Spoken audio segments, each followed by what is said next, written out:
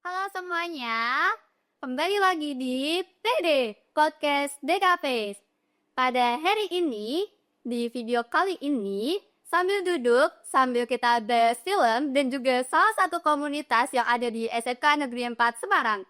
Ditemani oleh saya, Nesya Primanur Afia, yang biasa dipanggil dengan Desya sebagai host, dan juga narasumber kita, salah satu alumni SMK Negeri 4 Semarang, jurusan DKV, yang menjadi eligible 1 pada tahun 2025 dengan meraih banyak sekali prestasi saat masih berada di SMK Negeri 4 Semarang, yaitu mulai dari juara 3 FLS 2N 2024 Subdit Provinsi Jawa Tengah, juara 1 Nasional Festival Kreasi Siswa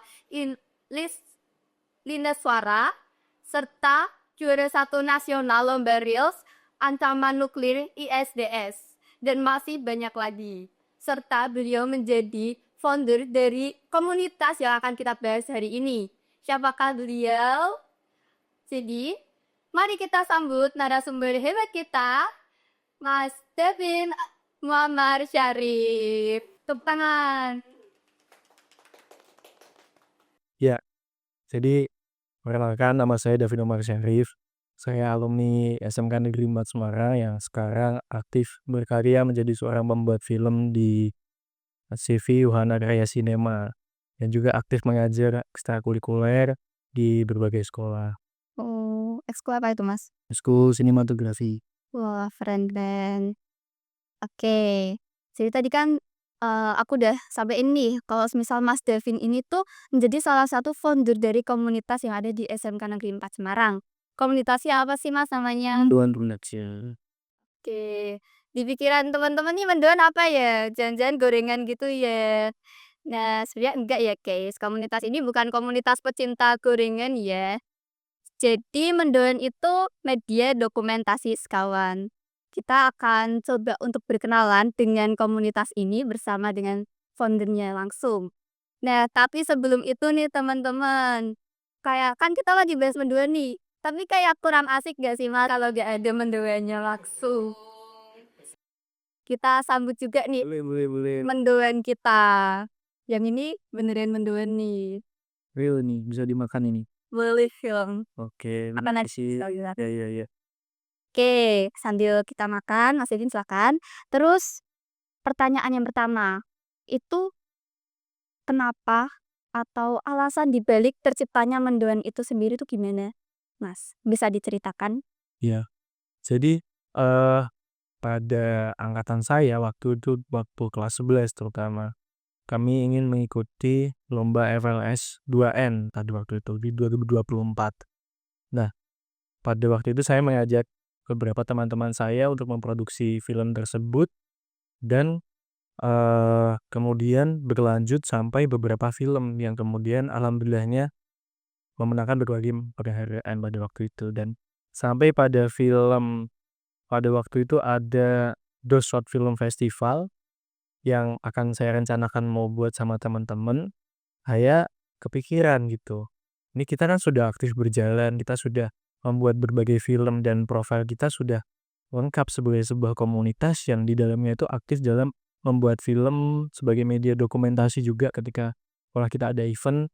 Jadi saya pikir kenapa kok kita nggak sekalian buat wadahnya gitu, tempat yang akan menampung siswa-siswa nantinya untuk bisa sama-sama berkarya di tempat yang sama dan belajar juga, dan yang paling penting bisa berprestasi lewat adanya wadah tersebut. Sehingga saya mengusulkan ke teman-teman kita akan dibuat suatu komunitas di SMK 4 ini yang namanya Mendoan, Media dan Dokumentasi Sekawan. Dan alhamdulillahnya masih berlanjut hingga sekarang dan bisa menorehkan prestasi sampai sekarang. Keren sih. Bisa mencetuskan ide seperti itu untuk banyak orang gitu ya. Kalau waktu awal-awal mendoan itu butuh persetujuan dari guru juga atau enggak? Jadi pada waktu itu bermula dari saya aja dan teman-teman yang pengen kita buat komunitas gitu, yang penting kita buat film tuh ada wadahnya, jadi kita punya satu nama, istilahnya PH tapi di dalam sekolah, di dalam SMK 4-nya. Lalu saya kemudian tertarik untuk mengajukan ide mengenai komunitas ini kepada kepala jurusan DKV yaitu Pak Ardi kan pada waktu itu. Jadi waktu itu saya sama teman-teman itu buat deck mengenai mendoan, mendoan itu apa, terus di dalamnya itu bagaimana prestasi yang sudah ditoreh apa. Kami lalu mengajukan ke Pak Ardi dan alhamdulillahnya disupport sama DKV juga. Jadi, saya lumayan bersyukur dalam proses pembuatan wadah yang masih masih dihuni oleh siswa-siswa SMK 4 sampai sekarang ini yaitu mendoan, itu dalam prosesnya berjalan dengan lancar dan alhamdulillahnya, juga disetujui oleh DKV juga, tuh. Oke. Ini kan Mas jadi bilang nih, mendoan itu sebagai wadah supaya kita tuh bisa belajar di sana nih, Mas. Nah, yang di dalam mendoan itu tuh Pika sebenarnya mempelajari apa? Terus karya yang diajar Pak tuh dalam bentuk apa? Film kah? Atau fotografi, videografi, atau desain? Dan pesan manfaatnya kita Mas mendoan itu apa sih? Oke. Nah, jadi di dalam mendoan sendiri itu, kita berfokus kepada, berbagai macam produksi beberapa konten kreatif seperti contohnya ada film, ada video, ada foto juga, dan juga desain grafis. Jadi, kegiatan kita yang melingkupi produk-produk yang tadi gitu. Jadi, ketika biasanya tuh teman-teman yang ada di dalam mendoan melihat ada satu kompetisi film yang menarik untuk kita ikutin dan bisa kita ikutin gitu. Nah, dari situlah kita mulai merancang tim produksi, mulai merancang berita, nanti habis itu produksi dan kemudian filmnya tayang, begitu. Nah, namun waktu di awal-awal mendoan hanya berkutat di film saja, namun sekarang, kami sudah melebarkan sayap untuk mencoba ke desain grafis dan juga foto.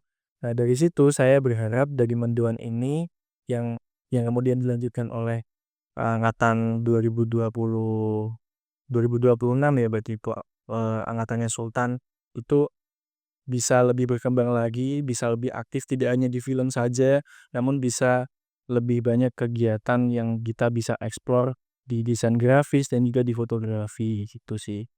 Nah untuk, eee, beberapa karya mendoan yang sudah berlayar itu ada Maestro, ada Tentang Kita, terus Dinner. Yang terbaru ini ada Sekawan yang barusan menjadi seleksi dan juga menang di, Lawassewu Short Film Festival. Itu merupakan, eee, bentuk karya kami yang akan terus bertambah setiap beriring berjalannya waktu. Jadi begitu. Nah, kegiatan-kegiatannya lain yang ada di dalam mendoan itu meliputi yang selain di produksi film ya, itu kita sering mengadakan beberapa kali mengadakan, hunting foto bareng di satu tempat dan kemudian kita sekalian workshop di sana, gimana sih cara pakai kamera itu, framing itu caranya gimana, nyari angle yang bagus itu caranya gimana. Nah dari situ kemudian kita membentuk suatu kelompok pembelajaran selain di dalam sekolah. Memang materi yang ada di dalam DKV ini sudah bisa dibilang cukup untuk kita terima. Namun ketika kita menginginkan lebih gitu, ketika kita menginginkan, eee, aku kayaknya mau belajar buat masuk ke fotografi gitu, atau mau ke film, atau mau ke desain grafis untuk lebih tepat, untuk lebih, dalamnya lagi, kita bisa tanya-tanya dan juga bisa workshop dengan alumni yang sudah lulus. Seperti contohnya saya atau kakak-kakak kelas yang ada di kelas 12 biasanya kan, eee, anak kelas 10 tuh yang, barusan masuk SMK namun dia ingin mempelajari suatu skill yang belum dia dapatkan di, kelas 10 tersebut. Dia mau tanya ke siapa? Nah, kalau sekarang sudah ada mendoan, jadi teman-teman bisa lebih mudah dengan, berjejaring lewat adanya mendoan ini. Keren banget nih. Nah, kalau semisal nih Mas, mendoan ini kan kita lingkupnya tuh kayak di DKV-DKV gitu ya, Mas. Terus saya lihat juga kebanyakan itu kan anak-anak DKV. Bahkan di angkatannya Mas Devin sepertinya anak-anak DKV semua ya. Yang, mendoan ini kan udah cukup dikenal nih, Mas, sekarang. Sama anak-anak teknik dari elektronika, mesin, otomotif, DPIP gitu lainnya. Yang menjadi pertanyaan itu, kadang tuh anak-anak teknik tuh mau gabung, tapi ragu, Mas. Karena aduh, isinya kan pasti anak-anak DKV, takut dikucilkan atau gimana, atau bahkan takutnya nggak diterima gitu, karena kan mereka mungkin nggak punya dasarnya. Kalau semisal anak DKV kan udah ada dasarnya nih. Jadi tuh sebenarnya boleh nggak sih Mas kalau semisal anak-anak, jurusan lain selain DKV itu bergabung ke Mendoan? Boleh banget. Justru dengan hadirnya mendoan ini tidak hanya dalam lingkup DKV saja, tapi komunitas yang betul-betul dibangun untuk SMK 4 itu sendiri. Nah, memang berulang kali kami, selalu kehadiran anak-anak selain DKV dalam setiap produksi film kami. Ada waktu di angkatan saya, ada Abian dari listrik gitu, ada dari jurusan listrik juga. Terus saya harap walaupun didominasi oleh anak-anak DKV, namun anak-anak yang dari luar jurusan DKV ataupun animasi gitu, misal teknik yang lain, yang memiliki minat untuk belajar dan juga sekedar ingin sharing pengalaman, itu juga boleh itu masuk Mendoan. Jadi semuanya akan bersifat lebih inklusif, banyak orang yang bisa masuk ke sini, tanpa adanya batasan dari jurusan manapun tuh, gitu. Jadi open banget ya Open maksudnya banget. itu. Kalau harapannya untuk Mendoan selanjutnya itu gimana Mas? Mendoan selanjutnya sih yang jelas, ada 3 hal mungkin ya. Yang pertama bisa terus berkarya, bisa terus belajar, dan juga bisa terus berprestasi tentu saja. Nah itu yang saya harapkan.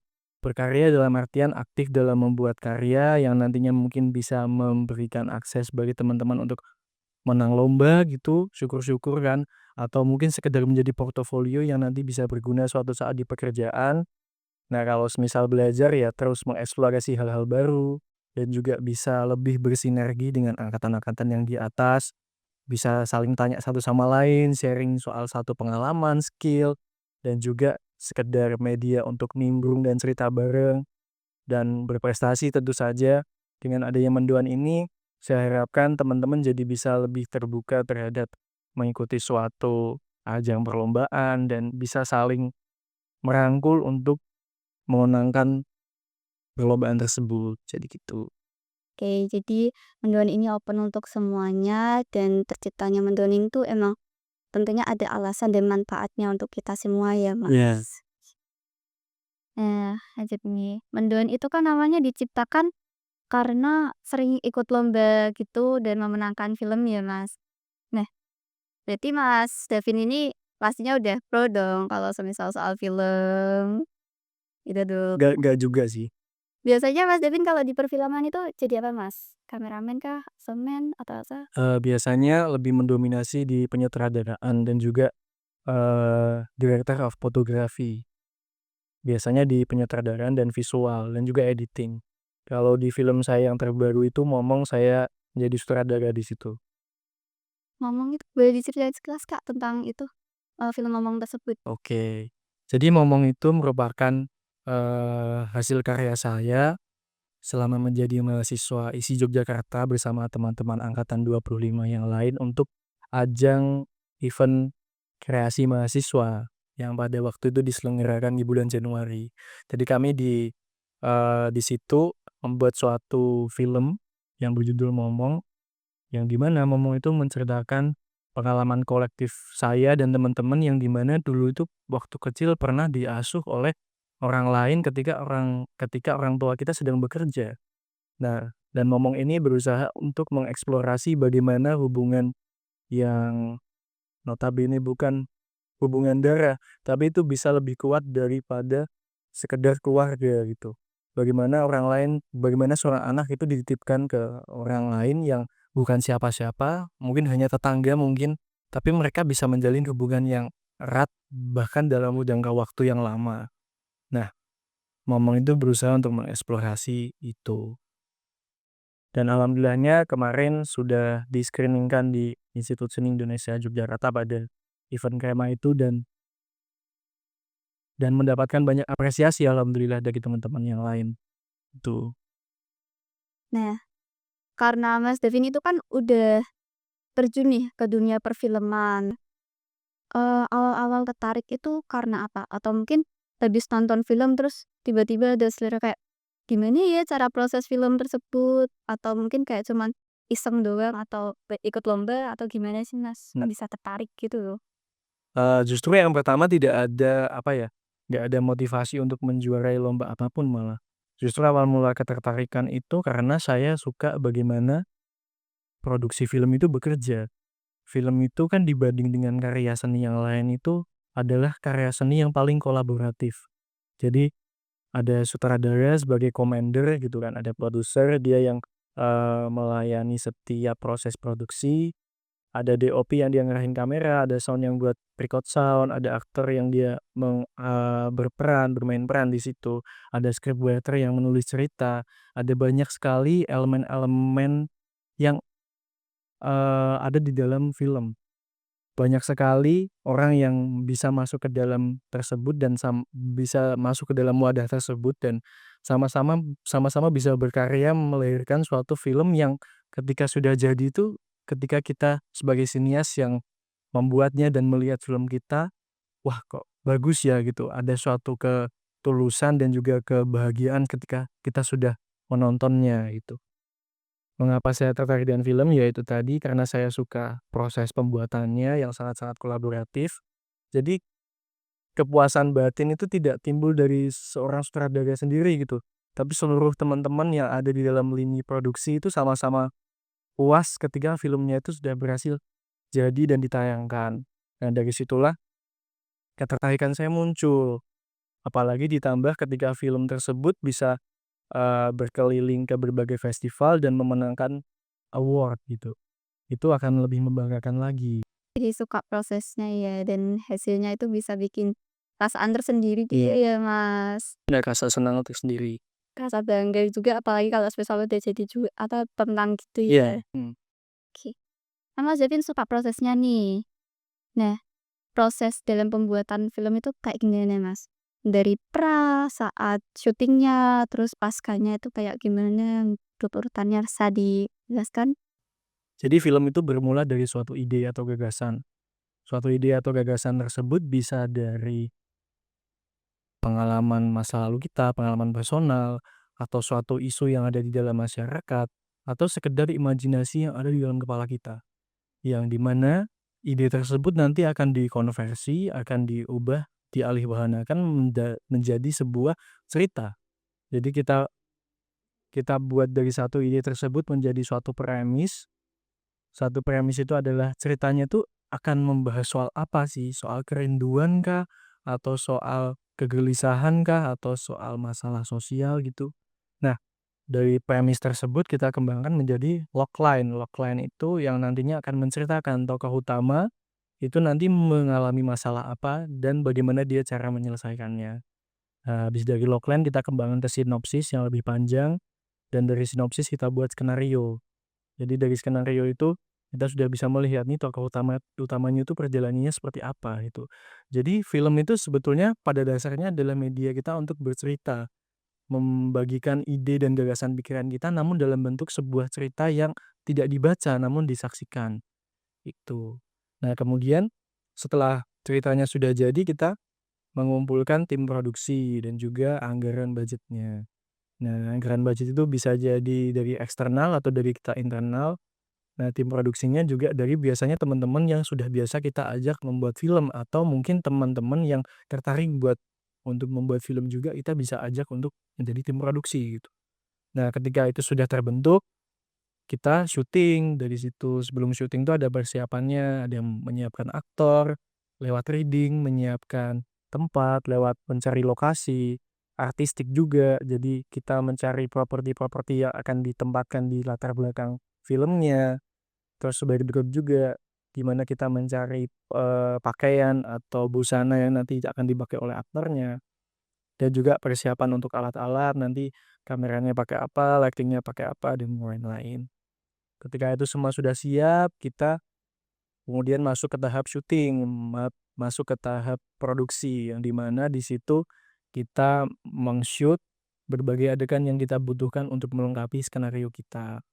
Nah, dari situ bisa jadi kita sebagai seorang kru, sutradara, atau siapapun itu melihat suatu kemungkinan-kemungkinan baru yang sebetulnya tidak direncanakan tapi, "Wah ini kayaknya bagus nih kalau ada ini nih, ini sudutnya kayaknya nggak dari sini tapi dari sini." Itu malah akan ada insight-insight baru yang malah akan memperkaya cerita kita gitu pada saat produksi.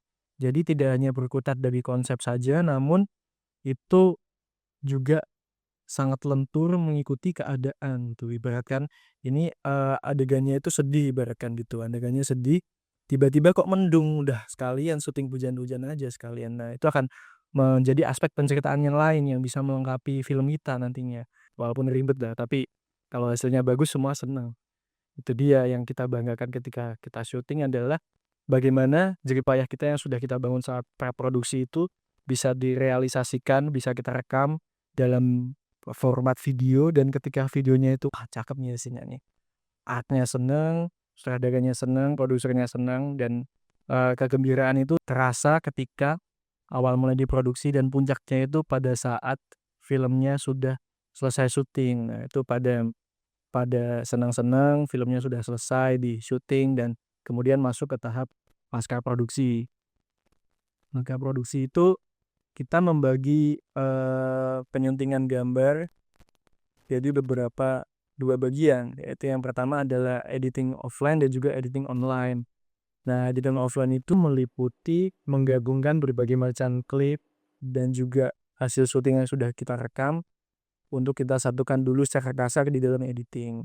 Nah, setelah itu selesai baru kita masuk ke online editing. Online editing itu meliputi pewarnaan atau color grading, lalu musik scoring ditambahin musiknya gitu, dan ada VFX juga kalau misalkan butuh VFX, dan mixing mastering untuk menyamakan audio, untuk meleveling audio agar didengar itu lebih enak dan lebih smooth. Dan pada saat filmnya sudah selesai, barulah nanti akan dipublikasikan, akan didistribusikan ke festival film kah ataupun ke sesuai peruntukan dari film tersebut. Nah, itu saat yang paling senang adalah ketika kita gala premier atau sama-sama menyaksikan film tersebut secara intern, nah, ataupun, bisa dalam satu wadah gala premier. Jadi kita bisa melihat, "Wah, ternyata hasilnya kayak gini ya, bagus," itu. Ada juga yang mungkin Ada juga yang mungkin, "Wah, kok bisa jadi sebagus ini, padahal dulu kayaknya waktu pas syuting gini gini gini, ada banyak masalahnya," gitu. Nah, itu merupakan hasil olah pikir dari banyaknya kru yang ada di dalamnya, banyak orang, banyak manusia yang ikut hadir dalam membuat film tersebut menjadi nyata. Dari situlah kepuasan batin itu datang ketika semuanya ikut senang, ketika karya kita sudah berhasil untuk berlabuh. Oh, rumit ya, Mas. Itu kalau misal produksi film tuh kira-kira berapa hari gitu, Mas? Kalau normalnya mungkin durasi 15 menit itu 2 hari, sekitaran segitu. Itu untuk film pendek biasanya 2 sampai 3 hari atau 4 hari itu untuk durasi 15 sampai 20 menit tergantung kerumitan dari adegannya. Kalau kita tarik perannya itu mungkin sebulan, terus syutingnya 3, 2 atau 4 hari gitu. Kemudian nanti waktu paskanya itu, eee, kemungkinan ya juga 2 minggu sampai 3 minggu gitu. Untuk menyelesaikan filmnya, jadi ya membutuhkan waktu yang lumayan lama, mungkin sekitar 2 bulan untuk satu film, untuk film yang betul-betul proper gitu. Lama ya, Mas, 2 bulan? Iya. Mas Devi ini kira-kira udah nyelesain berapa film, Mas? Kalau yang dari karya saya sendiri itu mungkin 8, tapi yang tidak tercatat mungkin sudah 15. Wah, banyak banget.